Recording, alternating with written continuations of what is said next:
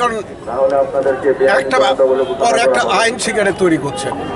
ত্রিপুরাতে জানেন গণতন্ত্র বলে কিছু নেই এবং সমস্ত গণতন্ত্র এখানে পদতুলিত হয়েছে।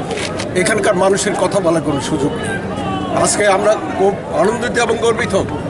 আজকে কৃষক সভা, খ্যাত মজুর ইউনিয়ন, উপজাতি গণমুক্তি পরিষদ রাখে আমরা যারা এখানে মিলিত হয়েছেন, শুধু এখানে মহকুমা, জেলা সর্বত্রই আজকে জমায়েত হচ্ছে এবং আমরা বিশ্বাস করি আজকের যে আওয়াজ, এটাই ত্রিপুরার মানুষের আওয়াজ। এই আওয়াজ আজকে আমাদের কার্যকরী করার জন্য আজকের মধ্যে দিয়ে এই সংগ্রাম শেষ না, আগামী দিনে আরও বৃহত্তর জঙ্গি আন্দোলন আমাদের গড়ে তুলতে হবে।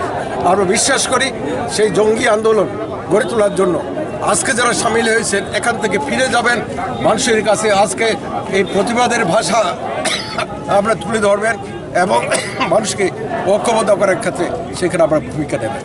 এই কটা কথা বলে আপনি বিজেপি হটাও, দেশ বাঁচাও, বিজেপি হটাও, দেশ বাঁচাও, কালো কৃষি বিল পুড়িয়ে দাও, জ্বালিয়ে দাও, কালো কৃষি বিল পুড়িয়ে দাও, জ্বালিয়ে দাও, ঠিক ঠিক নরেন্দ্র মোদী, ঠিক ঠিক ঠিক ঠিক নরেন্দ্র মোদী, ঠিক ঠিক কেন্দ্রের স্বৈরাচারী শাসন মানছি না, মানব না, মানছি না।